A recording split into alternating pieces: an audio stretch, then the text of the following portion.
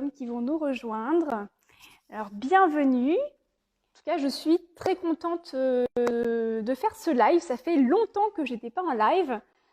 Et cette semaine, justement, il y aura 2 lives. Donc, voilà, je rattrape un peu mon retard. Aujourd'hui, c'est un live où je vais encore une fois avoir le plaisir d'inviter une autre personne sur le compte, un peu comme j'avais fait avec la dernière fois avec Nelly, que j'avais fait 2 fois avec Nelly. Nous avions parlé notamment de la digestion, donc d'un sujet assez courant, disons. Mais on avait abordé ce sujet-là avec nos 2 approches qui étaient différentes et à la fois complémentaires. Et ça avait relativement bien plu. Et donc aujourd'hui, j'ai fait la connaissance de Karine, bon, qui va se présenter quand je vais l'inviter. Alors bonjour 13 Marie-Lourde, bonjour Miyai Womanker. Je sais pas comment on dit trop bien, comment on dit son pseudo. Et donc je me suis dit que c'était intéressant, j'ai bien accroché avec cette personne-là. Et elle a une profession qui est complémentaire. Et comme je pense que vous commencez à me connaître, j'aime bien avoir différentes approches, différents points de vue. C'est pas parce que je suis naturopathe et que j'ai un compte de naturopathie que tout tourne et tout doit tourner autour de naturopathie. Je pense que c'est important d'explorer différentes approches, aussi bien des approches, différentes approches professionnelles que différentes aussi approches en termes de personnes. Voilà, donc je trouve que c'est intéressant sur des sujets aussi spécifiques de voir un peu comment les différentes approches, les différentes personnes peuvent apporter un petit peu leur pierre à l'édifice, leur façon de penser, leurs propres expériences aussi pour pouvoir peut-être aussi vous aider au quotidien. Donc, eh bien, sans plus attendre, je vais inviter Karine et j'en profite d'ailleurs, voilà, pour continuer un petit peu le temps que les personnes arrivent. J'en profite pour vous signaler qu'il y a un prochain épisode qui arrive demain, prochain épisode de podcast, pardon. Tout le monde ne sait pas forcément qu'il y a un podcast, donc voilà, je le précise, et qui va traiter d'un sujet qui, je pense, va vous intéresser. Enfin, en tout cas, entre les différents posts que je fais et les différentes conversations que je peux avoir avec vous en message privé ou en consultation, eh bien, c'est un sujet, je pense, qui va grandement vous plaire et que je vais aborder sous forme de série. Donc, il y aura 2 épisodes les uns à la suite des autres, enfin, en tout cas, sur 2 semaines, disons. Je ne vais pas en faire 2 dans le même jour, mais sur 2 semaines, qui seront dédiées justement à ce sujet-là. Donc, j'ai déjà fait un petit peu de teasing sur les stories, si vous savez un petit peu ce que c'est. Eh bien, sans plus tarder, je vais inviter Karine. Bonjour, Bonjour Karine, comment vas-tu? très bien Alexandra et toi? Très bien, merci. Est-ce que par hasard tu as des écouteurs à portée de main? Non, Non, mince. Ou un casque avec micro? tu Non m'entends plus. pas bien? Non, c'est juste que des fois quand on est en duo sur Instagram, il peut y avoir un écho. Je sais que je m'entends un petit peu, ça peut être dérangeant pour certaines personnes. C'est pour ça que je Moi, dis si. j'ai pas Bon. l'écho pour l'instant. Tu l'as, toi? Non, moi j'en ai pas parce que je suis en écouteur, ça va. Non, Non, non, bah, ça ça va, va. c'est nickel. Dites-nous en régie si j'ai des soucis, hein. On compte sur vous. Eh bien, écoute, merci beaucoup d'avoir accepté mon invitation. Je n'ai pas trop dit sur toi, mais sans plus tarder, je vais te poser quelques petites questions pour apprendre à te connaître. Et avant que tu partes sur la présentation de qui tu es, qui est un petit peu plus formelle, je vais te poser quelques petites questions. Donc, je vais te proposer deux choses, 2 mots, et tu vas me dire lequel, comme ça, de manière très spontanée, tu choisirais. Très bien. Ok. Alors, est-ce que tu es plutôt mer ou montagne? Les deux. Il faut choisir. Je viens de la montagne et j'habite pas loin de la mer, donc j'apprécie les deux. J'ai une enfance à la montagne qui m'a apporté le grand air, l'oxygène, le fait de savoir gravir des sommets, de faire des courses longues en endurance. Et puis la mer avec tout le côté apaisant de l'eau qui remue sans cesse et qui nous permet de nous promener et de faire cheminer nos idées. Tout Donc à fait. j'aime les deux. Et qui est riche en iode, donc aussi parfaite en termes d'oligo-éléments pour la thyroïde et tout ça. Exactement. Parfait. Ok. Est-ce que tu es plutôt thé ou café? Café, plutôt café. C'est intéressant. Quand on dévoilera ta profession, c'est intéressant que tu dises ça. Est-ce que je dis pas ça pour en termes de jugement, je parle juste pour aussi un peu Oui, pas de souci. déculpabiliser les personnes, des fois. Est-ce que plutôt yoga ou course à pied? Alors, le yoga, c'est quelque chose qui m'attire beaucoup intellectuellement, mais pour l'instant, je me sens pas prête et disponible dans l'esprit à faire du yoga. C'est-à-dire que j'ai besoin encore de beaucoup me défouler, d'être plus dans la course à pied pour avoir une fatigue physique différente. Voilà. Donc, je souhaite peut-être avant la fin de cette première vie ou au plus tard dans une deuxième vie, arriver à faire du yoga de manière intense. J'en profite parce que j'ai eu un partage avec une cliente hier et on parlait justement de cette pratique sportive et elle fait beaucoup de courses à pied et c'est vrai que c'est une personne qui est très dans l'énergie, elle a besoin de se défouler, elle a beaucoup d'émotions et tout ça, beaucoup de stress, beaucoup de pression. Et c'est vrai qu'elle a du mal, du coup, elle aime bien, elle a commencé à faire un peu de yoga, mais elle sent que ça lui suffit pas en fait, et du coup, elle n'arrive pas à persévérer dans cette pratique. Et je me permets de le partager parce que ça peut être le cas de pas mal de personnes.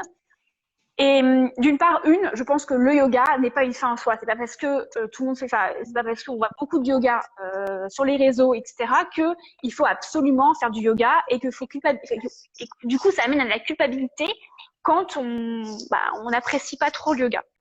Donc ça, c'est une première chose que je souhaite partager parce que moi, comme je suis aussi professeure de yoga, je peux aussi véhiculer cette image-là de santé naturelle associée au yoga, mais on peut très bien être en bonne santé sans forcément faire du yoga. Voilà. C'est aussi un outil, mais pas unique. Et la deuxième chose que je lui ai partagée et qui a bien résonné en elle, donc ça pourrait peut-être aider certaines d'entre vous, c'est quand on est une personne comme ça active, moi la première, j'ai besoin de me défouler, j'ai besoin de transpirer. Eh bien, des fois, le fait de faire aussi, de rentrer en état un peu de méditation, de relaxation, etc., ou un yoga doux, c'est compliqué, c'est difficile parce que on n'a pas suffisamment eu ce moment de dépense. Donc, c'est là où je conseille plutôt de commencer par un yoga qui est dynamique et qui va justement permettre de se défouler. Et ensuite, une fois que la personne est bien défoulée grâce à cette pratique de dynamique, parce que clairement, du yoga dynamique, ça défoule, vraiment. Et c'est très complémentaire à une pratique de course à pied qui est impactante et qui travaille le cardiovasculaire. Le yoga dynamique va travailler vraiment aussi l'endurance musculaire et les muscles en profondeur. Donc, c'est très complémentaire. Mais une fois que la personne, elle sera défoulée dans le dynamique, elle pourra beaucoup plus profiter, on va dire, et vivre l'instant de détente et de relaxation et de relâchement dont elle a besoin. Parce que les personnes qui sont ultra actives ont justement besoin encore plus de ces moments de détente. Je pense que Donc voilà. pour l'instant, pour moi, c'est une affaire de journées qui font que 24 heures et j'ai priorisé la course à pied pour l'instant. Ouais, je comprends. Voilà. Continuons. Alors, est-ce que tu es plutôt raclette ou fondue savoyarde? Je suis pas hyper fan de fromage fondu. Je m'en accommode, mais je vais pas en faire. Comment dirais-je, je ne me sens pas bloquée. J'ai beaucoup de patients en fait qui m'évoquent en hiver, qu'est-ce qu'on fait quand il y a une raclette, etc. Et qui sont en phase avec le fait de retrouver un poids de forme. Et c'est vrai que moi, comme c'est pas quelque chose qui m'attire beaucoup, je vais en manger un petit peu, mais je suis pas hyper fan. Donc les deux sont très différentes en fait, hein. La fondue savoyarde, il y a un côté un peu alcoolisé, festif, partage vraiment d'un même plat, donc qui est en lien aussi avec le partage alimentaire que j'apprécie beaucoup. Et puis la raclette, il y a un côté un peu plus perso, chacun a son petit poêlon, décide de ce qu'il va mettre dans son assiette. Ce que j'aime dans la raclette par rapport à la fondue, c'est qu'on peut y ajouter plein d'autres choses que le fromage fondu et notamment tout ce qui est végétal. Et je trouve que c'est le chaud-froid, le croquant et fondant, tout ce qui est texturant, les textures différentes et les températures différentes des aliments. Moi, j'aime beaucoup ça dans l'assiette. Donc, c'est ce que j'aime dans la raclette aussi. Je suis d'accord avec toi. Je partage tout à fait. C'est ce que je partage aussi à mes clients qui veulent faire des raclettes et qui limite se flagellent parce que oh j'ai raclette ce week-end, faudrait pas que je vous le dise. Non, on peut très bien manger équilibré avec une raclette quand on varie les légumes. Si on la fait si on la fait en tout cas végétarienne, sans la charcuterie par exemple, ou même avec une charcuterie qui est de bonne qualité, on y met des brocolis, du chou-fleur un peu juste ébouillanté avec des pommes de terre. Et puis on varie les fromages, peut-être on limite la vache, on va plutôt sur du brebis ou de la chèvre. Ben ça fait une raclette absolument très très bonne quoi, très délicieuse, pas très très savoureuse. Bonjour à toutes les personnes qui nous ont rejoints entre-temps. Alors, chocolat noir ou chocolat au lait? Noir, ça c'est tranché, très tranché. J'aime le goût du cacao. Est-ce que tu es plutôt dans la to-do list ou dans l'improvisation? Ah, je n'aime pas être bloquée dans les listes. J'en fais parce que j'ai besoin d'en faire quand même. L'âge arrivant, la mémoire défaillant parfois, j'ai besoin de cocher aussi pour me sortir mieux sur une liste quand j'ai un tas de choses à faire. Mais j'aime le côté improvisation. J'aime ouvrir par exemple mon frigo et me dire qu'est-ce qu'on va manger ce soir plutôt que de me cantonner à un menu, même si j'en fais pour mes patients qui en ont besoin et qui peuvent organiser leur journée d'une bonne manière également en ayant effectivement un menu de prêt, par exemple, pour tout ce qui est alimentaire et une liste de courses. Mais j'aime Okay. l'improvisation. Je suis quelqu'un qui aime l'adrénaline également dans l'improvisation. Est-ce que tu es plutôt se peser sur la balance toutes les semaines ou se fier à ses ressentis? Plutôt les ressentis. Hein. Je trouve que on a tous des vêtements qui sont un peu fétiches, qu'on aime beaucoup et qu'on ne lâche pas, même s'ils commencent à avoir quelques trous ou quelques usures. Et ces vêtements sont vraiment l'objet de ressentis le matin ou d'une semaine à une autre. C'est plus important parce qu'il y a un biais cognitif, qu'on le veuille ou non, quand la balance nous affiche un chiffre positif dans le sens que l'on souhaite ou que l'on ne souhaite pas. Et dans tous les cas, que ce soit une perte de poids ou une augmentation, une prise de poids, ce biais va potentiellement pouvoir impacter finalement nos actions, c'est-à-dire notre comportement et vers quoi on se dirige et nous faire oublier surtout quel est l'objectif primordial du chiffre de la balance, donc de retrouver un poids de forme qui est finalement de se retrouver soi, d'avoir de meilleures sensations, de se sentir bien dans ses baskets, un mieux-être en fait général. Et c'est ça qui compte, c'est vraiment le poids. Et on sait que pour le sportif, en plus, ce poids n'a absolument, enfin, a très peu de valeur finalement, parce qu'une masse maigre, qui est la masse musculaire, est beaucoup plus lourde qu'une masse grasse. Donc une belle silhouette ne sera pas forcément une silhouette qui aura un poids, un chiffre peu élevé. Voilà. J'aime bien ce que tu sèmes des petits indices sur ce que tu fais en même temps. On y viendra. J'ai ma dernière petite question. Est-ce que tu es plutôt naturopathie ou Ayurveda? Je connais pas très bien ni l'un ni l'autre. Je sais que D'accord. ça, alors il y a peut-être une démarche peut-être Ayurveda plus holistique, plus générale, qui englobe plus de choses au-delà de tout ce qui est plantes, naturalité, etc. Enfin, une dimension psychologique peut-être un peu plus prégnante, je sais pas. Mais et ça vient de l'Inde ou enfin voilà. Non, je connais pas bien tous ces domaines, mais je trouve qu'en tout cas, ils contribuent largement à faire que aussi on explore quand on n'a pas d'autres solutions dans la médecine traditionnelle ou dans ses capacités propres à surmonter des obstacles de l'ordre de la santé ou de l'ordre psychologique, à nous apporter, enfin nous proposer des chemins différents et peut-être trouver aussi quelque chose d'intéressant pour pouvoir avancer, évoluer ou gérer ce qu'on a à gérer. Voilà, au quotidien. Les deux approches naturopathiques ou Ayurveda sont deux approches aussi holistiques l'une comme l'autre.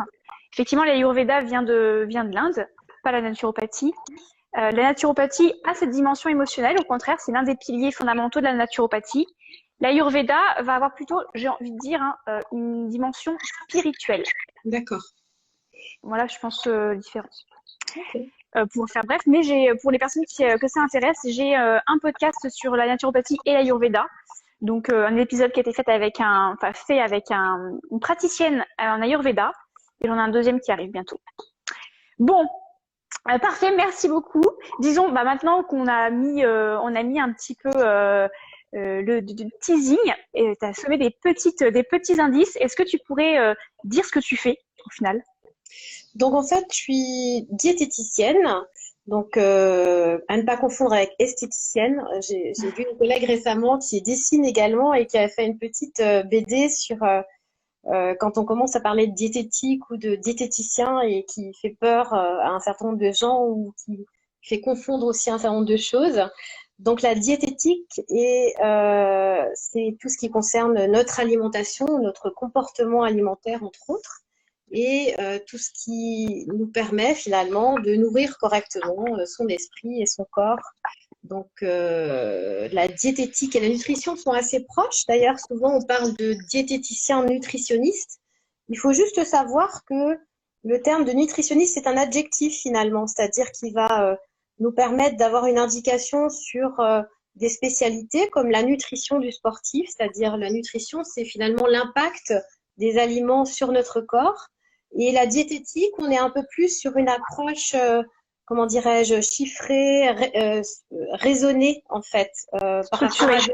à structuré, voilà, de comment, à travers les repas, à travers des dosages, à travers la fréquence, donc les piliers de l'équilibre alimentaire, pouvoir retrouver quelque chose qui nous corresponde en termes d'alimentation.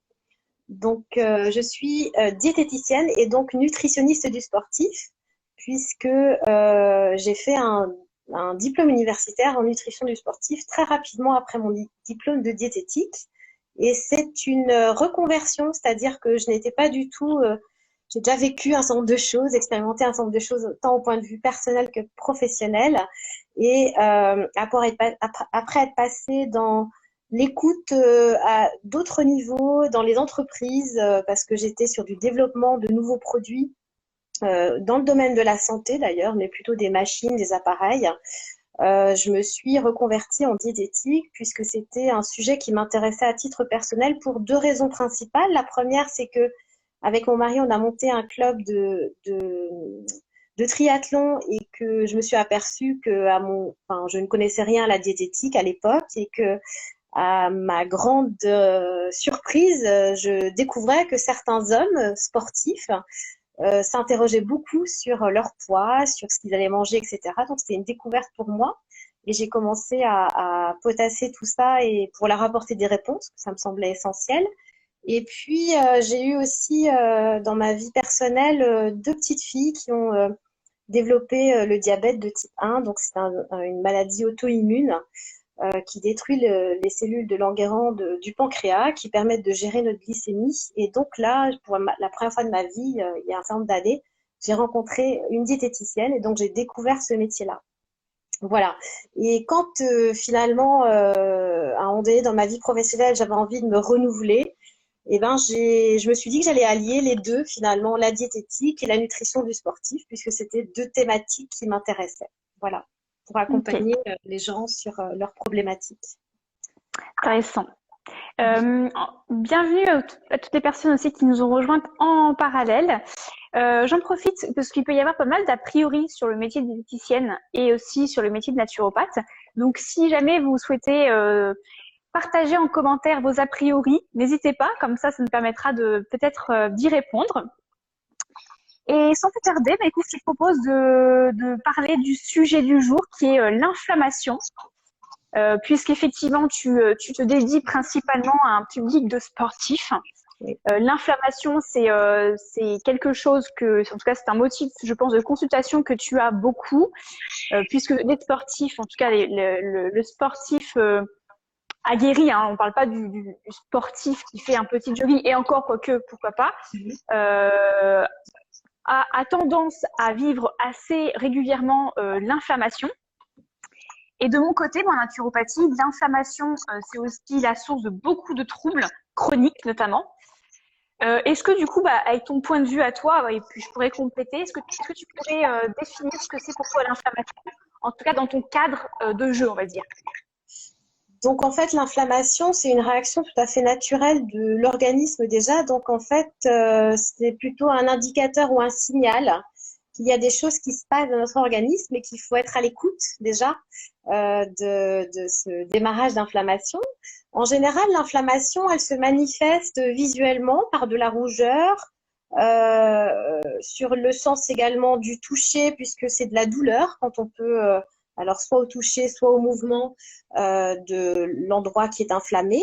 Et puis, il va y avoir donc la couleur, donc la rougeur, la douleur, et également, il peut y avoir une partie du corps qui va enfler, hein, qui va être un peu plus euh, proéminente en fait, hein, puisqu'il y a des liquides qui viennent finalement entourer cette partie qui est La inflammatoire. lymphe. Voilà, exactement. Donc c'est un processus naturel qui contribue en fait, en réalité plutôt positif, hein, si on ne l'avait pas, on serait plutôt mal, qui contribue à réparer des tissus qui sont endommagés et à évacuer, entre autres, dans cette réparation ou dans ce qui a été endommagé, à évacuer toutes les toxines ou tous les éléments en fait qui perturbent le fonctionnement de cette partie de notre organisme. Donc ça peut être des tissus, des articulations, des muscles, ça peut être différentes choses. Il peut y avoir également enfin moi je pense à l'appareil digestif, donc des organes qui peuvent avoir cette tendance inflammatoire. Donc l'inflammation peut être liée à plein de choses, hein. Finalement, on peut développer de l'inflammation. Enfin, on peut ressentir aussi d'autres troubles comme des maux de tête, comme une fatigue générale, comme voilà, elle peut être un peu diffuse également cette inflammation, pas forcément très localisée, mais plus pour le sportif, j'ai tendance à dire qu'elle est quand même assez localisée et souvent en lien avec des articulations ou des muscles. Et si donc cette inflammation est normale, naturelle, et il faut la laisser quelque part se produire, c'est-à-dire que ça signifie qu'il se passe des choses qui sont intéressantes puisqu'on va vers le retour à la normale. À Mais l'équilibre. il faut effectivement aider l'organisme à aller vers le retour à l'équilibre sous peine et finalement de tomber dans une inflammation chronique qui est là et vraiment problématique puisqu'on va sur du long cours et là ça devient de plus en plus difficile pour l'organisme de sortir finalement de ces inflammations chroniques. Donc la chronicité, c'est la durée finalement, hein, le fait que cet élément perdure sur la durée. Mais je te rejoins tout à fait et du coup moi si je voulais compléter un peu, enfin c'est un peu comme le stress. Souvent on diabolise le stress, or aussi il y a deux types de stress. Il y a le stress aigu et le stress chronique justement. Il y a le stress momentané et le stress durable. Il y a le stress qui est courte durée, qui nous permet de nous mettre en action et qui nous permet d'agir et de retrouver un état d'équilibre, et le stress au contraire qui nous tue à petit feu. Eh bien, l'inflammation, c'est la même chose. Il y a l'inflammation aiguë qui est souvent très visible, qui se sent aussi et qui est liée au processus immunitaire, tout simplement. C'est une réaction immunitaire qui permet justement d'engendrer la réparation des cellules, en local par exemple. Et au contraire, si on ressent cette inflammation, c'est qu'elle est aiguë et que c'est plutôt une bonne nouvelle. Et comme tu le disais, eh bien, peut-être qu'on peut agir en parallèle pour peut-être un tout petit peu mieux vivre avec, mais généralement, il vaut mieux la laisser puisque c'est signe que le corps s'auto-guérit. Et au contraire, si on vient la camoufler, on risque de l'endormir et de la laisser pourrir également. Et de pas se rendre compte qu'il se passe quelque chose. Et le souci, justement, et en parallèle, on peut avoir d'autres types d'inflammation, peut-être moins douloureuses, souvent qu'ils ne se ressentent pas. Et c'est là que c'est beaucoup plus dangereux parce qu'on ne le ressent pas. Ou alors on met ça on met on a l'impression que c'est une autre cause, par exemple comme tu disais, des maux de tête, de la fatigue chronique, etc., qui sont pourtant des signes potentiels d'inflammation. Et puis on peut se dire c'est normal, c'est l'hiver, c'est normal que je sois fatiguée, c'est normal, hier je me suis couchée tard, c'est normal, j'ai pas assez bu, j'ai des maux de tête, etc. Mais le problème, c'est que cette inflammation-là, qui est existante pourtant et qui est très peu visible, eh bien, c'est là que va s'installer justement le développement des troubles chroniques derrière. Et c'est surtout cette inflammation-là dont il va falloir s'occuper. Exactement. Comme tu le disais. C'est vrai que dans cette crise sanitaire, on a beaucoup parlé d'inflammation finalement, puisque avec la Covid, on se rend compte que la Covid en tant que telle, c'est pas ce virus qui nous fait qui nous conduit vers des formes graves, c'est plutôt l'inflammation, hein, de notre système immunitaire, qui s'emballe. S'emballe. Et effectivement, quand il y a un emballement du système immunitaire, c'est là que ça devient un peu problématique et que effectivement, il faut essayer de prendre ces petits feux. Tu parlais enfin, l'inflammation, il y a flamme, il y a feu. Hein, c'est un petit feu au démarrage, mais si finalement ces petits feux sont disséminés dans l'organisme ou bien se multiplient parce qu'on n'a pas réussi à finalement diminuer ou résoudre ce premier petit feu, et ben on est conduit finalement à quelque chose qui est très problématique puisqu'on ne sait plus par quel bout s'y prendre. Et la prévention est importante dans l'inflammation aussi. C'est-à-dire qu'il n'y a pas besoin Tout à d'avoir un fait. ressenti effectivement négatif ou douloureux pour rentrer dans la prévention. Et Tout à fait, parce qu'on la problématique du sportif, c'est qu'il a une tendance quand même à l'inflammation puisque dans ses métabolismes différents, il va enfin, dans sa pratique sportive, il va avoir tendance à endommager des tissus, à endommager, à détruire, hein, dégrader certains tissus ou certains tendons. Et dans la récupération, finalement, la phase de récupération, cette phase est faite pour effectivement faire que l'inflammation, ce début d'inflammation puisse aider à cicatriser ou à réparer des petites problématiques et que le sportif a besoin de ce temps, dans son temps d'entraînement, dans son plan d'entraînement, des temps de sommeil, de repos, de récupération qui sont tout aussi importants finalement dans l'organisation de son entraînement que ces séances intensives d'entraînement. Et en plus, pour compléter aussi tout ce que tu dis, la pratique sportive intense, donc je pense que voilà, c'est ce que c'est les clients, tes patients auxquels tu fais face. La pratique sportive intense induit l'acidification du terrain. Alors voilà, une acidification du corps qui, elle, peut être source justement d'inflammation.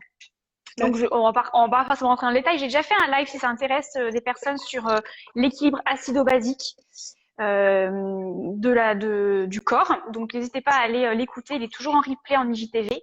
Mais c'est aussi le deuxième, on va dire, deuxième pendant un peu risqué notamment des pratiquants sportifs intenses. Donc, il faut vraiment avoir derrière une alimentation qui soit d'autant plus basifiante. Donc, il n'y a pas que l'alimentation qui basifie, mais c'est vrai que c'est quand même quelque chose que l'on introduit dans notre corps tous les jours. Donc, c'est important. Et donc, justement, toi, pour rentrer dans du concret, quelles sont les solutions, les pistes et les conseils que tu partages à tes clients sportifs, tes patients sportifs, qui sont sujets peut-être déjà à l'inflammation et après, peut-être dans un autre temps, est-ce que tu as au contraire des conseils plus en prévention? D'accord.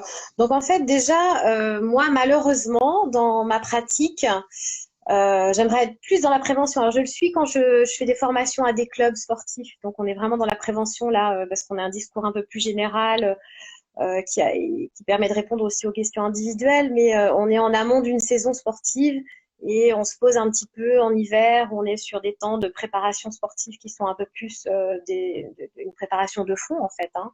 Et donc on essaye d'introduire des éléments dans la préparation qui sont en lien avec l'alimentation et donc cette prévention de l'inflammation. Dans ma pratique en cabinet, je vois plutôt des gens qui sont arrêtés justement. Donc c'est à peu près un tiers de mes consultations. Tu me demandais quelle est la proportion finalement dans mes consultations. C'est un tiers des consultations finalement qui sont liées à ces problématiques d'inflammation pour les sportifs. Et j'ai en face de moi finalement deux catégories. Des personnes, des sportifs qui sont dans un parcours de réathlétisation, c'est-à-dire qui ont dû s'arrêter et qui sont un arrêt forcé en fait, hein, et qui sont donc, en train de se remettre à la pratique sportive suite à une blessure. Donc ils sont allés trop loin dans l'inflammation, ça a conduit finalement à une blessure de fatigue ou un autre type de blessure. Et puis j'ai des sportifs également qui viennent me voir plus par lassitude, j'ai envie de dire, de pathologies récurrentes, de micro-bobos, de petits éléments qui les limitent dans leur pratique sportive et qui les limitent aussi dans leurs objectifs et dans leurs résultats en termes sportifs. Et donc, du coup, là, je suis entre la prévention et finalement déjà des petites problématiques qui s'enchaînent et qui deviennent peut-être de plus en plus récurrentes, de plus en plus douloureuses. Et finalement, ça a un double ou même un triple retentissement, je dirais, sur le sportif, ces problématiques d'inflammation. Le premier retentissement, c'est que ça réduit finalement ses aptitudes sportives et ça contrarie complètement sa pratique sportive et ses objectifs, puisqu'il va être obligé finalement de décaler, reprogrammer son plan d'entraînement. Ça peut avoir également, en général, ça a un retentissement psychologique, c'est-à-dire que devoir composer avec ces inflammations récurrentes vont ralentir ses entraînements, ralentir ses progressions. On n'est plus dans des phases de surcompensation. C'est finalement ces phases qui permettent d'organiser l'entraînement pour progresser au fur et à mesure de l'entraînement. Et le troisième élément que ça induit souvent, c'est une perte de confiance, c'est-à-dire que une fois que le retentissement psychologique est là, on a une perte de confiance dans ses capacités à en découdre finalement avec ses objectifs sportifs. On se sent plus fragilisé, plus fragile. Et puis, c'est un peu comme si on avait une épée de Damoclès en permanence au-dessus de la tête en se disant, mince, si je me lance dans telle ou telle épreuve, qu'est-ce qui peut m'arriver? Comment ça va se passer? Et si je me retrouve dans telle situation, je vais devoir abandonner, ou bien si je n'abandonne pas ou si je n'arrête pas, comment je peux gérer finalement pour que je puisse ensuite faire d'autres épreuves ou poursuivre ma pratique sportive. Donc, on voit, donc il y a vraiment ces éléments-là qui sont très prégnants, c'est-à-dire que j'ai à la fois un individu qui a besoin de choses très concrètes au niveau de son alimentation pour gérer cette inflammation, mais j'ai aussi des sportifs qui sont un peu fragilisés, qui ont besoin de retrouver un peu de confiance dans leur capacité à gérer aussi cet aspect-là de leur entraînement, de leur pratique sportive. Et donc, du coup, quels sont, par exemple, si tu devais prendre deux points vraiment importants, prioritaires sur lesquels tu travailles avec ces personnes-là, ces deux profils-là, donc en fait, avec une approche, ce serait lesquels? Ouais, donc en fait, on part toujours, on a toujours besoin, je suppose que pour toi c'est pareil, de comprendre finalement, d'avoir un bilan de la personne assez large, donc qui tienne compte d'autres paramètres que l'alimentation, le sommeil, donc comment se fait sa pratique sportive, toute son hygiène de vie finalement, qui est parallèle aussi à l'alimentation, puisque il y a des retentissements aussi, un manque de sommeil, un stress, on le disait tout à l'heure, pouvait avoir un retentissement sur l'inflammation. Donc, on a besoin de deux bilans. Un premier bilan qui est un bilan finalement de sa pratique de l'alimentation au quotidien, parce que cette alimentation du quotidien, finalement, c'est un socle pour tout le reste. C'est un socle qui doit être suffisamment solide pour assurer finalement un certain nombre d'heures de pratique sportive. Et puis, il y a un deuxième bilan ou une deuxième progression qu'on va faire un peu plus fine, qui va être finalement de voir comment le sportif s'alimente pour accompagner sa charge d'entraînement, sa charge sportive, et comment il arrive à subvenir à apporter de l'énergie de manière suffisante en quantité et qualitativement aussi intéressante pour subvenir aux besoins de l'organisme, aux besoins des muscles lors de la contraction. Et forcément, on se retrouve aussi sur des sportifs qui n'ont pas forcément une pratique d'endurance, mais qui, par le biais de la répétition de séances de 45 minutes ou d'une heure tous les jours, sans nécessairement avoir un temps de récupération suffisant, vont avoir finalement ce besoin aussi de s'alimenter correctement lors d'une séance, même si elle n'est pas très longue et qu'on sait que, par exemple, on peut faire une séance de 45 minutes de course à pied sans avoir à s'alimenter ni à boire, mais ça nécessite quand même une organisation de l'alimentation du quotidien et éventuellement une complémentation par rapport à cette pratique. Donc ça, c'est vraiment les bilans que l'on essaye de tirer. Donc c'est vraiment une écoute à travers un questionnaire du sportif et de comment il fait. L'idée, en fait, est de découvrir avec lui quels sont les axes d'amélioration. Donc des axes d'amélioration pour finalement faire que l'alimentation soit source des principaux macronutriments, donc les sources d'énergie et les sources de reconstruction des tissus, donc tout ce qui est protéines. Sources d'énergie, ça va être les lipides et les glucides, et puis les micronutriments ou les oligo-éléments qui vont permettre justement de subvenir aux besoins de l'organisme, sans être un besoin d'énergie, c'est un besoin pour faire qu'il n'y ait pas d'inflammation, faire qu'il n'y ait pas de développement de trop d'acidité dans l'organisme ou une difficulté à gérer cet équilibre acido-basique. Et une fois qu'on a déterminé les axes de travail, on les met en place et l'idée, c'est de comprendre finalement au niveau individuel quels sont les seuils de tolérance de chacun, puisqu'on a tous des seuils de tolérance par rapport à certains aliments, par rapport à certains ingrédients, et de comprendre également comment la vie de cette personne-là. On peut arriver à travers des choses assez simples, hein, des aliments du quotidien, faire que ça puisse répondre ou pas à l'ensemble de ses besoins. Donc, on va assez loin, assez finement chercher finalement une alimentation qui lui permette de récupérer à la fois l'énergie, donc la quantité d'énergie nécessaire à ses besoins, aux besoins de la personne, du sportif, et puis la qualité finalement des apports pour éviter de tomber dans l'inflammation ou dans d'autres types de problématiques. Donc, une fois qu'on a mis en place un plan d'action, on va tout simplement tester repartir un petit peu, donc soit à l'envers ou à l'endroit, je dirais, c'est-à-dire repartir du seuil le plus bas sur un produit qui peut poser problème pour voir s'il y a un seuil de tolérance qui est nul ou bien qui peut être quand même minimal, puisque dans l'alimentation, on essaye de garder une ouverture la plus large possible. Et puis, on essaye aussi de faire ce test dans un cadre plus compétitif, c'est-à-dire où il y a d'autres éléments qui viennent intervenir, comme le stress, comme le sommeil, etc. Donc, on est sur à la fois le quotidien et la pratique sportive, mais les deux sont liés. D'accord. Et du coup, parce que je sais que les personnes qui nous écoutent, on adore les choses très, très, très concrètes. Alors, est-ce que, par exemple, tu peux nous dire l'erreur majoritaire que tu vois chez tes clients, chez tes patients, et sur laquelle tu vas travailler avec eux? Peut-être qu'il y a des personnes qui vont se retrouver dans cette erreur, entre guillemets. Ouais, il y a deux. Alors, par rapport à l'inflammation, on va rester branché sur l'inflammation. Après, on va aller effectivement plus finement dans d'autres pathologies. Mais sur l'inflammation, il y a deux points finalement essentiels que les gens peuvent mettre assez rapidement en pratique. Le premier point, ça va être sa capacité à bien s'hydrater. Et quand je parle d'hydratation, je parle d'un plan hydrique qui est à la fois fait avec des boissons qu'on va apporter, mais également à travers les fruits et légumes, ces fameux fruits et légumes qui sont composés à 90 ou à 80% d'eau et qui font partie de notre besoin hydrique qui est de l'ordre en moyenne, sans pratique sportive spécifique, de 2 litres par jour. Donc on dit qu'il faut 1,5 litre sous forme de boisson et 500 millilitres qu'on va récupérer à travers notre alimentation. Donc pour récupérer ces 500 millilitres, il va falloir manger une quantité d'aliments suffisante qui regorge de fibres, et ces fibres ont cette capacité finalement dans ces aliments à garder, à capter l'eau et à nous la retransmettre. Donc c'est les fruits et légumes dans cette catégorie-là.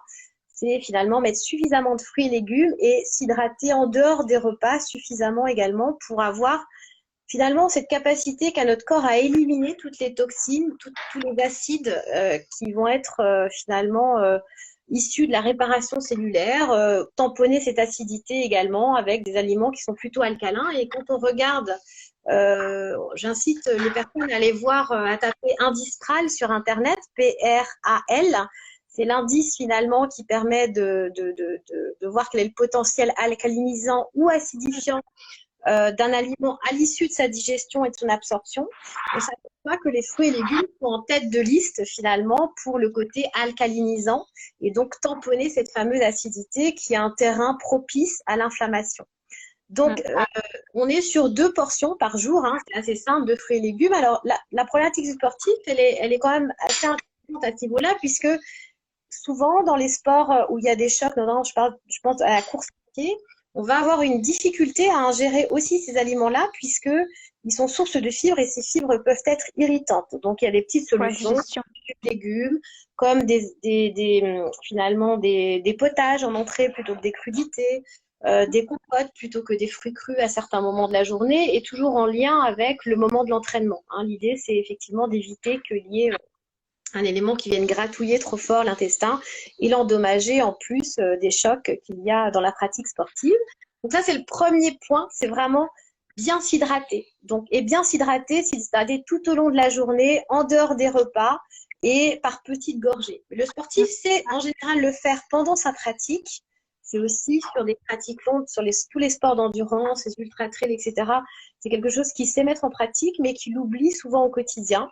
Et bien s'hydrater avant l'entraînement, c'est aussi important que de bien s'hydrater pendant l'entraînement. C'est-à-dire que si on part avec déjà un déficit hydrique, on est toujours en train de courir après et on met un réel risque finalement à travers ce potentiel d'inflammation. Le deuxième conseil assez simple… Je me permets de couper par rapport à l'hydratation, justement, parce que tu parlais de fruits et légumes. Moi, je sais que j'insiste aussi beaucoup sur la qualité des fruits et légumes que l'on consomme, notamment le fait de consommer de saison, puisque c'est ce qui nous apporte ce dont on a besoin à l'instant T. C'est vrai qu'en hiver, les légumes que l'on a sont beaucoup moins hydratants, puisqu'il fait plus froid. Donc, ils sont quand même moins juteux, moins riches en eau que les tomates, les courgettes, etc. C'est vrai. Oui. Donc, c'est d'autant plus intéressant et important d'augmenter quand même son hydratation, en tout cas ses prises d'eau en dehors des repas.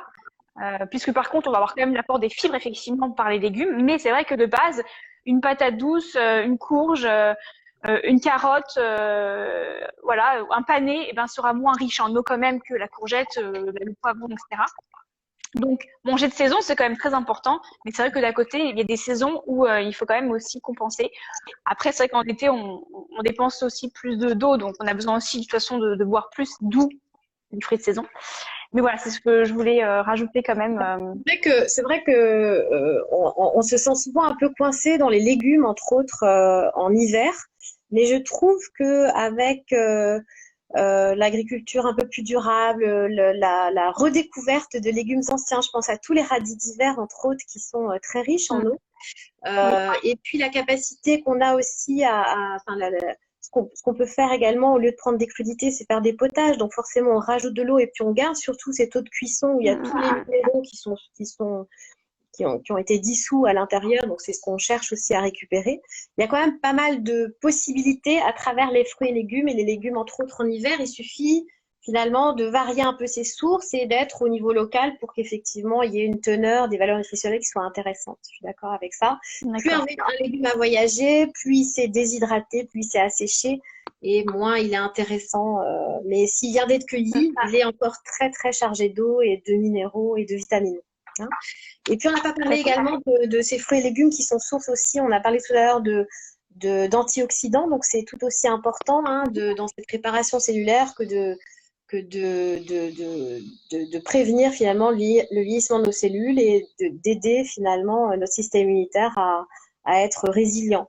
Donc ces antioxydants, c'est essentiellement finalement la vitamine C, mais ça peut en être d'autres. Comme donc le deuxième point que je conseille aux personnes, qui sont finalement le fait d'enrichir son alimentation en oméga 3.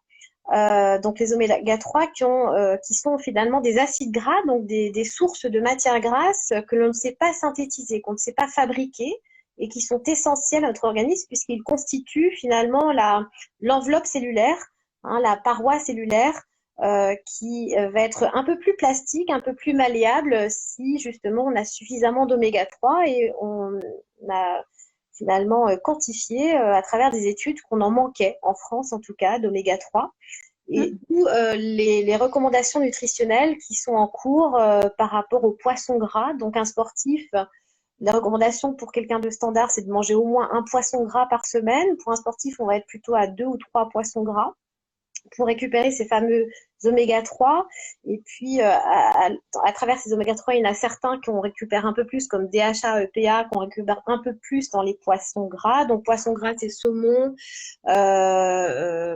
sardines, maquereaux. Donc, tout ça au naturel en boîte, c'est assez simple. Hareng, enfin, voilà, on peut faire quand même pas mal de choses. Et puis, il y a les huiles végétales également qui sont riches en oméga 3 et qui vont nous permettre au quotidien d'en avoir suffisamment, et qu'on peut retrouver également dans les graines oléagineuses ou les fruits oléagineux comme les noix, les cernes de noix qui sont les plus riches finalement en oméga 3 et qui peuvent nous permettre d'apporter un croquant dans la salade ou dans d'autres plats. Donc ces oméga 3 sont tout aussi importants que l'hydratation, et souvent ce sont deux éléments qui permettent de revenir un petit peu à l'équilibre par rapport à cette inflammation. Alors, Céline qui nous dit quand on est allergique aux poissons. Alors justement, tu parlais des saumons par exemple. Moi, je me permets aussi juste de dire sans bannir le saumon, bien au contraire. Mais si vous devez privilégier, en tout cas en termes de régularité, petit ou gros poisson, moi je tendance à dire plutôt petits poissons, puisque les gros poissons sont plus riches en métaux lourds, qui vont aussi derrière être source de toxines, donc d'inflammation. Tout à fait. Et comme le disait Karine, si on est allergique aux poissons, on peut très bien trouver ces sources d'oméga 3 sur les produits végétaux. Après, faire attention effectivement DHA, EPA qui sont les mieux assimilés. On peut très bien aussi s'en complémenter, mais d'abord, prenons source d'alimentation. On a, comme tu disais, les noix. On a aussi les graines de chia et les graines de lin moulues, qui sont mieux assimilées, qui sont riches en oméga 3. Les graines de chanvre également. Et toutes les huiles végétales que tu as citées, notamment. Donc, si on rentre dans le détail, vous avez lin, chanvre, cameline, noix, colza. Je crois que j'ai fait à peu près le tour et qui doivent, attention, mesdames et messieurs, être conservés au réfrigérateur. Voilà, parce que sinon les oméga 3 s'oxydent. Donc voilà, il n'y a plus vraiment de bienfaits des oméga 3. Alors, Céline qui nous dit fruits à coque et mon péché mignon. Oui, alors après, encore une fois, il faut faire attention parce que c'est quand même riche en lipides. Tout est une question de dosage et aussi de variété. De variété, tout simplement. Voilà, effectivement. Merci beaucoup. Donc, c'est vrai que tout ce qui est graines, c'est très tendance, mais je vois aussi des gens qui ont des problématiques de poids par rapport à ça, puisque il faut savoir que la moitié du poids d'une graine oléagineuse, c'est des matières grasses en fait. Hein. Même si elles sont de bonne qualité, une matière grasse, c'est riche en calories. C'est 9 calories pour 1 gramme, alors que protéines et glucides, c'est plutôt 4 calories. Donc, on est à plus du double et on est obligé finalement d'aller vers la qualité, donc d'essayer de mettre de la qualité avant tout parce qu'on est limité dans la quantité, dans l'équilibre alimentaire. Hein, donc, en moyenne, je dirais que pour une femme sportive, il va y avoir ces 1 à 2 poissons gras dans la semaine à manger, plus 2 cuillères à soupe d'huile par jour, finalement riche en oméga 3. Moi, je conseille plutôt l'huile de colza qui est assez versatile, c'est-à-dire qu'on peut faire à la fois de la cuisson basse température et puis on peut la mettre, elle a un goût neutre, on peut la mettre dans beaucoup de préparations, même des gâteaux. Et puis d'autrement utiliser, alors les autres huiles que tu citais sont très intéressantes, l'huile de lin, l'huile de cameline, etc. Mais elles sont un peu plus, elles rancissent plus vite, elles se dégradent plus vite, donc plus difficile à conserver. Il vaut mieux écraser au dernier moment une graine de lin dans sa salade, mais vraiment au dernier moment pour pas qu'il y ait l'oxydation justement et que ces oméga 3 perdurent. Et puis, les noix, hein, c'est très intéressant également. Donc ça, c'est une noix, c'est assez facile effectivement à préparer au dernier moment. Pas les acheter nécessairement déjà sans les coques, hein, plutôt les avoir. Voilà, ça préserve ces oméga 3. C'est plus contraignant. Après, si on veut vraiment être puriste de chez puriste, tous les œufs oléagineux ont une coque. Ça sert à quelque chose, ça sert à les protéger. Après, c'est vrai que c'est pas toujours courant et facile au quotidien d'écosser ces noix, mais c'est vrai que c'est dans l'idéal, c'est ça qu'il faudrait faire. Exactement. Et donc, oui, riches en oméga 3, on les conserve au réfrigérateur et c'est pour consommer en assaisonnement surtout. Pas en cuisson, sinon encore une fois, en cuisson, elles ne sont pas stables à la chaleur, donc elles risquent plus d'être nocives qu'autre chose. Voilà, au-delà de 45 degrés, il faut éviter. En tout cas, l'huile de colza peut aller elle peut pas aller jusqu'à l'ébullition, le point d'ébullition. Donc l'idée, c'est de mettre aussi assez rapidement quand même les aliments dans la poêle. Et puis il y a des cuissons lentes ou douces hein, qui permettent. Alors souvent, c'est des assaisonnements aussi. Il faut assaisonner comme on préconise le beurre finalement comme assaisonnement et non pas comme matière grasse. En cuisson. Voilà. Tout à fait. Pour la cuisson, moi, je privilégie beaucoup plus l'huile d'olive et encore une fois, pas pour les fritures. Ce n'est pas stable à très, très haute température. Après, il y a l'huile de coco et l'huile de sésame qui sont plus stables, qui sont plus riches en acides gras saturés. Mais par contre, pour de la cuisson forte, j'ai tendance à dire qu'il vaut mieux utiliser ce type d'huile-là que l'huile d'olive qui devient cancérigène. Voilà. Ouais. Alors, GG From Here qui nous dit, faut-il tremper systématiquement les noix et oléagineux? Alors, encore une fois, si on est puriste, oui, puisque les noix et tout ce qui est noix, céréales et graines ont des antinutriments. Donc, le souci, c'est qu'effectivement, si vous mangez beaucoup de noix, si votre source principale de protéines, d'oméga 3 proviennent des oléagineux, notamment des noix. Alors, les noix, je dois vous renseigner, mais les amandes et les noisettes, etc., il faut les faire tremper. Sinon, finalement, vous allez ingurgiter des antinutriments qui vont vous empêcher d'assimiler les nutriments des autres aliments que vous allez manger avec, ce qui serait dommage finalement. Donc oui, vaut mieux les faire tremper pour les faire germer, ou alors vous pouvez aussi, alors en France, je pense qu'on n'en trouve pas, mais il y en a beaucoup dans les pays anglophones, notamment en Australie. Alors peut-être que ça peut se trouver sur Internet, mais des graines qui ont été activées. Et donc ça signifie qu'elles ont déjà subi leur germination, donc le trempage, Puis ensuite, elles ont été déshydratées pour une plus longue conservation et pour leur redonner leur croquant. Voilà. Mais on les trouve dans les magasins bio sous forme de préparation pour petit déjeuner en général. Oui. Voilà. Sans d'autres ingrédients présents, par contre. Oui, exactement. Merci beaucoup, Karine. Si vous avez d'autres questions, n'hésitez pas. Moi, je me permets, j'attends, je regarde le vif pour pas qu'on soit coupé, de compléter par, allez, disons, deux points. Allez, je vais rester comme toi sur 2 points. Céline, tu regardes, qu'est-ce que c'est compliqué? Qu'est-ce qui est compliqué? Alors, le premier point pour travailler plutôt en prévention, eh bien, nous, en naturopathie, on va vraiment s'attaquer à tout ce qui est détoxification. Donc, sans rentrer dans la cure détox contraignante, effectivement, qui dure plusieurs jours à plusieurs semaines, mais on va plutôt travailler sur le soutien de la détoxification naturelle. Donc, tout le processus de détoxification, on peut avoir plusieurs étapes. Donc, comment on fait pour limiter d'ingérer trop de toxines? Comment on fait aussi pour permettre à nos organes et nos corps qui sont là pour éliminer les toxines au quotidien de mieux fonctionner? Comment on les soutient au quotidien pour justement que toutes ces toxines-là ne soient pas en surplus dans l'organisme et donc ne provoquent pas de l'inflammation. Donc, il y a vraiment toute la partie détoxification qui est très, on va dire, pour le coup, très holistique parce qu'on ne parle pas que de l'alimentation. Bien effectivement, on va travailler sur l'équilibre acido-basique, mais aussi sur plein d'autres versants qui vont nous permettre de limiter, ou en tout cas de soutenir la détoxification naturelle. Donc ça, c'est un gros travail, on va dire, qui doit, pour le coup, en naturopathie, sur lequel on veut vraiment s'appuyer pour travailler vraiment en prévention. Et ensuite, j'aurai une deuxième, allez, qu'est-ce que je pourrais dire? Allez, deux petits remèdes de grand-mère, on va dire. Plutôt en curatif. Je sais pas si tu les connais, Karine, je pense qu'il y en a un, tu connais, c'est sûr, que beaucoup de personnes connaissent, mais c'est la fameuse boisson anti-inflammatoire, le lait d'or, ou le golden latte, pour les personnes qui parlent anglais. C'est une boisson, pour le coup, qui est ayurvédique, qui est anti-inflammatoire parce qu'elle est composée de curcuma, qui est une épice anti-inflammatoire. Donc, les épices, comme le curcuma, par exemple, dans votre alimentation, vous permettra d'apporter un peu d'anti-inflammatoire. Le lait d'or est fait de manière très particulière, par contre, pour que la curcumine, qui est le composant anti-inflammatoire, soit vraiment assimilé par l'organisme. Donc, il faut mélanger différents ingrédients entre eux, notamment éventuellement du poivre, du gingembre et un petit peu de gras, pour que la curcumine soit bien assimilée. Voilà, donc vous pouvez en trouver plein des recettes de lait d'or sur Internet. Vous tapez lait d'or, boisson ayurvédique, lait d'or anti-inflammatoire. J'en ai une aussi sur mon site Internet si ça vous intéresse. C'est une boisson qui est un petit peu gourmande à se faire. Pourquoi pas en goûter ou une fois par jour à la place de son café, par exemple, et notamment encore plus en hiver, parce que c'est assez réconfortant. Donc, tu connaissais ça, Karine, ou pas, le lait d'or? Pas du tout. Voilà. Le curcuma, oui, mais pas le mélange. Voilà.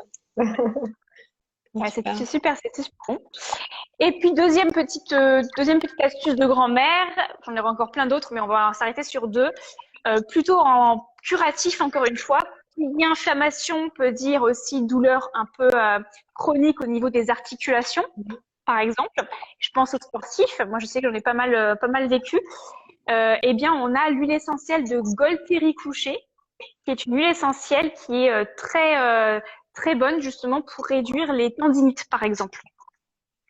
Donc moi, j'avais pas mal de tendinites au niveau des poignets ou des coudes par rapport à ma pratique sportive qui était assez sollicitée par rapport à ça, et une cure de Golteri couché que je mettais mélangée avec un peu d'huile végétale, que je massais mon coude 2 fois par jour pendant 1 à 2 semaines, et ça réduit amplement la douleur. Voilà.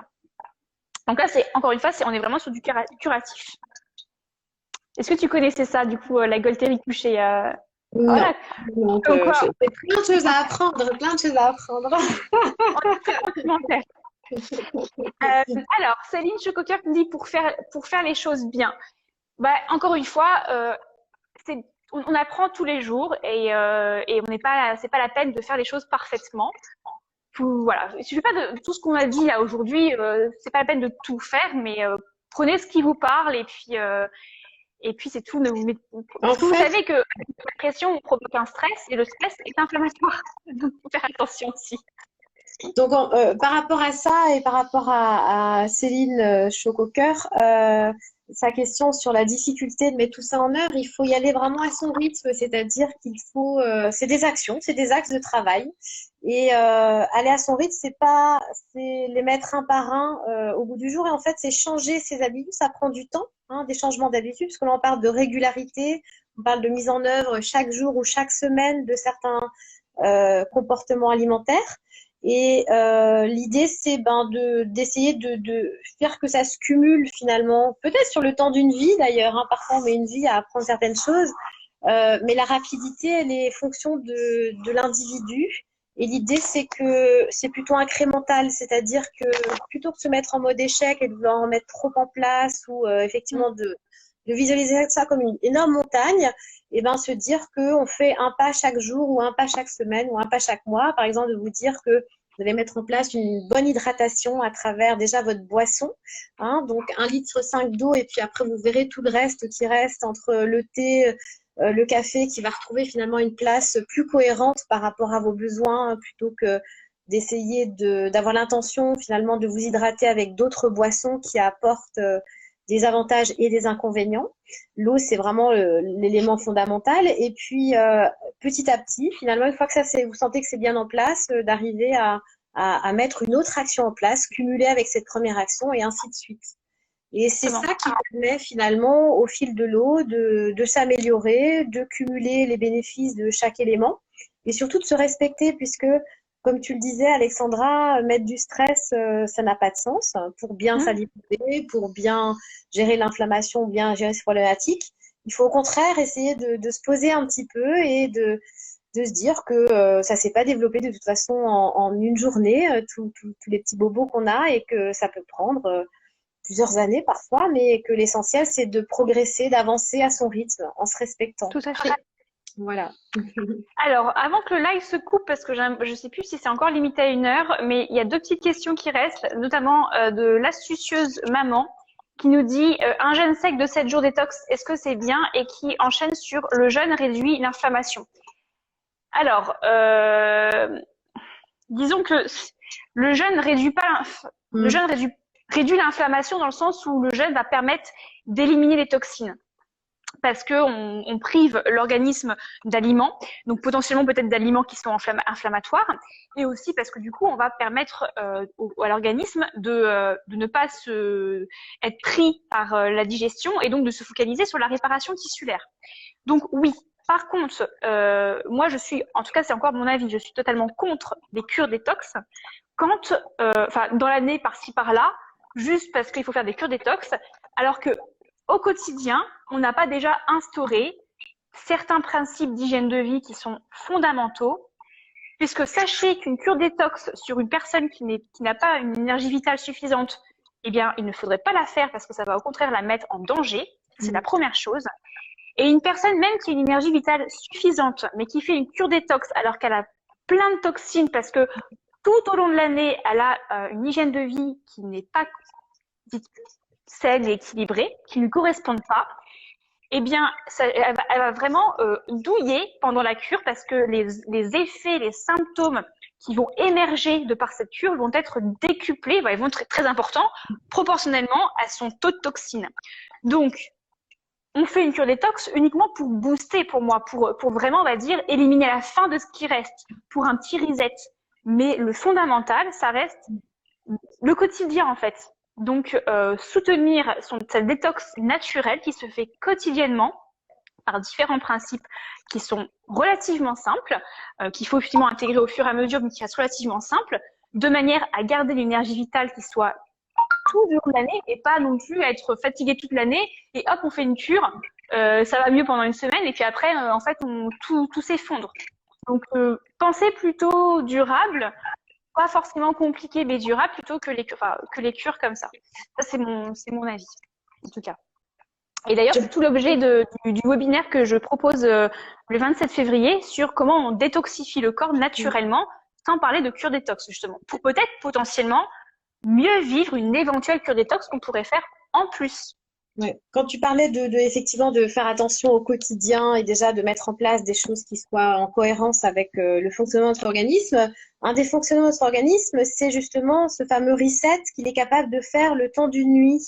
Et donc, c'est ce jeûne de la nuit qui est déjà hyper important et que certaines personnes n'arrivent pas à respecter parce qu'elles se couchent tard, qu'elles mangent devant la télé après le dîner, etc.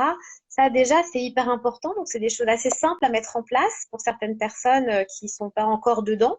Et puis, le fait d'avoir faim 1 heure avant de manger, c'est aussi quelque chose qu'il faut respecter, qui est normal, qu'il est important de valoriser, puisque cette faim-là va activer justement un certain nombre d'éléments dans notre organisme qui nous permettent de mieux digérer ensuite, qui nous permettent d'aller puiser dans nos réserves et de faire que tous nos métabolismes fonctionnent de manière cohérente. Donc, avoir faim 1 heure avant le repas, essayer déjà de ressentir la faim, certaines personnes qui ont encore du mal, et puis de respecter ce temps de jeûne de la nuit qui est d'au moins 8 à 9 heures, 10 heures idéalement, avant de mettre en place des choses un peu plus lourdes ou la grosse artillerie qui peut faire beaucoup de dégâts. Et puis moi, je conseille surtout de le faire de manière encadrée parce que c'est important de pouvoir en discuter, de savoir si le ressenti que l'on a est bon ou pas. Voilà. Bah, oui, le niveau de vitalité va-t-il être suffisant et puis émotionnellement, c'est pas facile, c'est pas du tout simple physiquement et émotionnellement de vivre une cure détox telle que on peut en parler là. Ok, bah écoutez, merci beaucoup. Alors, c'est des Chococoeur qui disait gingembre curcuma avec jus de légumes. Est-ce que c'est le même effet que le lait? J'imagine que tu parles du lait d'or. Disons que déjà c'est gingembre curcuma. Le curcuma est vraiment assimilé avec la piperine contenant le poivre et un aliment gras. Donc dit comme ça, non, c'est pas forcément pareil.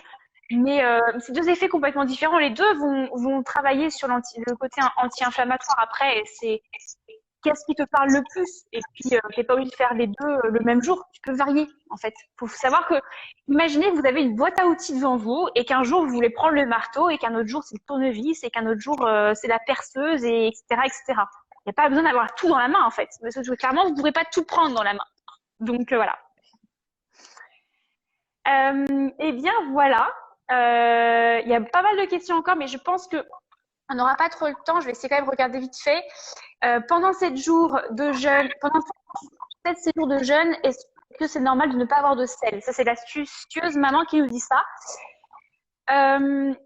Pour 7 jours de jeûne, si tu n'as pas de sel, c'est pas forcément très normal, puisque normalement, l'intestin, même après 7 jours sans manger, est encore plein de résidus alimentaires, ou potentiellement, ça veut dire que tu n'as pas un transit suffisant, donc tes intestins, justement, ne travaillent pas suffisamment. Or, justement, il faudrait, pour le coup, quand tu fais un jeûne long comme ça, continuer à pouvoir évacuer les toxines sans forcément en réingérer. Donc voilà, donc travailler, est-ce qu'il n'y a pas un affaiblissement, une fatigue de la sphère intestinale. L'astucieuse maman qui nous dit aussi, ça fait 2 ans que j'ai une alimentation équilibrée, saine et bio. D'accord, bah parfait. Et qui dit, je suis suivie par une naturo et une coach. Bah parfait. Donc si tu es encadré, dans ce cas, go, j'ai envie de dire. Comme tu le disais, Karine, après, il faut mieux être encadré pour des pratiques un peu plus intensives comme cela. Bon, bah, merci beaucoup, Karine. Très intéressant. J'espère que ça vous a plu. Si vous avez d'autres questions, n'hésitez pas à les mettre en commentaire de l'IGTV. J'espère que je pourrai mettre le live en IGTV. Donc, vous pourrez mettre en commentaire et puis on vous répondra.